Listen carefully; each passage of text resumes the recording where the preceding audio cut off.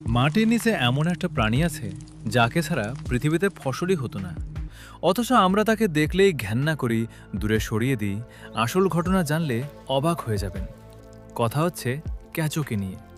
ভাবুন তো, আপনার বাসার মাটি যদি অনেকদিন কেউ না খোঁড়ে, না নাড়ে, তাহলে সেই মাটি শক্ত হয়ে যায়, পানি ঢুকতে পারে না, গাছের শিকড়ও নিঃশ্বাস নিতে পারে না।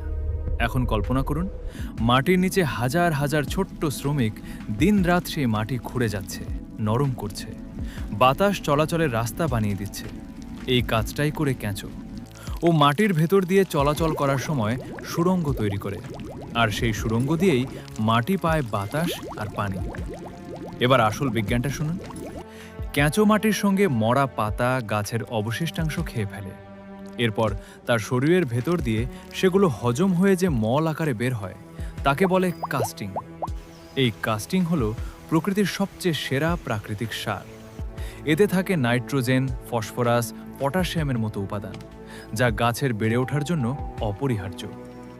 মহান সৃষ্টিকর্তা কেঁচোকে এমনভাবে বানিয়েছেন যে একটা কেঁচো প্রতিদিন নিজের ওজনের সমান পরিমাণ মাটি খেতে পারে, আর সেই মাটি প্রক্রিয়াজাত হয়ে হয়ে ওঠে আরও উর্বর। তাই কৃষক জমিতে সার না দিলেও কেঁচো একাই মাটির উর্বরতা ধরে রাখতে সাহায্য করে। আর সবচেয়ে অবাক করা তথ্যটা শুনুন, একটা কেঁচোকে যদি 2 টুকরো করে ফেলা হয়, তাহলে অনেক সময় তার মাথার দিকের অংশটা বেঁচে থেকে নতুন লেজ গজিয়ে নিতে পারে। মহান সৃষ্টিকর্তা তাকে দিয়েছেন এমন এক অসাধারণ ক্ষমতা। বিজ্ঞানীরা হিসাব করে দেখেছেন, একটি ভালো মানের কৃষিজমিতে প্রতি একরে লক্ষ লক্ষ কেঁচো থাকতে পারে, আর তারা মিলেই বছরে টনকে টন মাটি উল্টে পাল্টে উর্বর করে তোলে।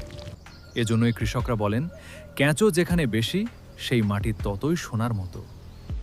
আপনার বাড়ির আশেপাশে বা টবের মাটিতে কি কখনো কেঁচো দেখেছেন? কমেন্টে জানান।